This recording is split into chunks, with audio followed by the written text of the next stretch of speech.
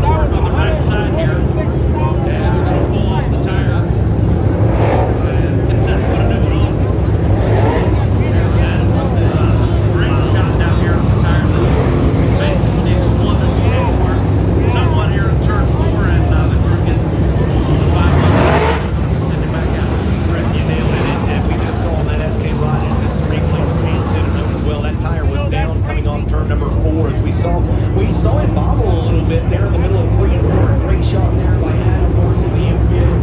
And man, that is not only does that readjust this $100,000 win or jackpot, That's in the championship. it cost him the World Series championship as well, man. So coming into the event, he had a 54-point lead over Cade Dillon. So Cade Dillon right now rides in third, and it's going to put Bobby Pierce will be restarting on the back of the pack.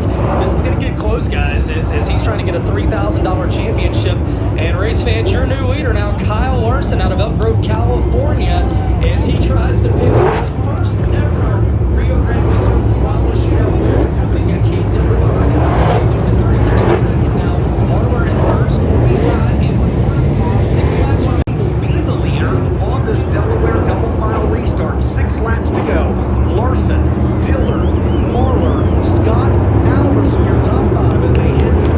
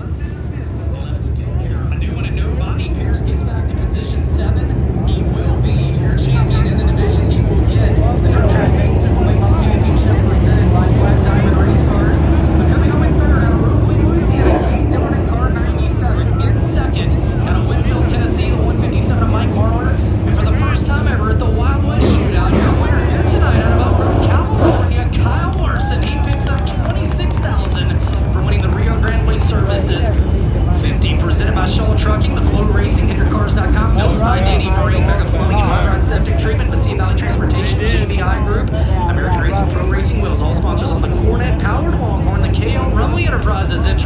He's down there getting the Drew check and Hooker trucking victory lane. The Winning Edge Corporation skills. And Dustin, what a heartbreaker of heartbreakers for Bobby Pierce. I can't imagine. I cannot imagine. He was the dominant car here all week long, and we said that it would take something like that to stop Bobby Pierce. Kyle Larson was right there, but interested to hear from Bobby Pierce if possible here after this race, as we'll take a look at the most positions gained, and Chase Younghands up 7 spots in the AMAs. He'll get the unofficial Hard Charger Award with Sam Mars, also up 7 positions. Younghands finished 12th, so that award goes to him, up 6 spots. Tyler Erb and Clayton Stuckey. And I tell you what, you can't script this stuff, man. Just when you think you know how the story is going to end, another monkey wrench gets thrown in the plant as Larson has cleared the Hooker Trucking tech area down here for the droop check. He'll now roll into the Winning Edge carburation scales. See if he meets the minimum weight requirement of 2350 there from track officials, and you saw he got the thumbs up, and that means it's official, ladies and gentlemen. Your winner here tonight in the Rio Grande Waste Services 50 presented by Shaw Trucking. How about it for Elk Grove, California's Kyle Larson? He's going to make his way to Hoker Trucking Victory Lane in that Kevin Rumley owned HendrickCars.com Flow Racing number 6, and Trent Berry will send it down to you. Boy, the Rumley team obviously very excited down here at Hoker Trucking Victory Lane. Kyle Larson in his 12th attempt here at the FK Rod-Ends Vado Speedway Park sets here in Victory Lane. Jason Babiak gonna hand in the cowboy hat, and Kyle Larson's gonna get to fire the pistols here with a little bit of victory fuel on the dash. Let's hear it for Kyle Larson.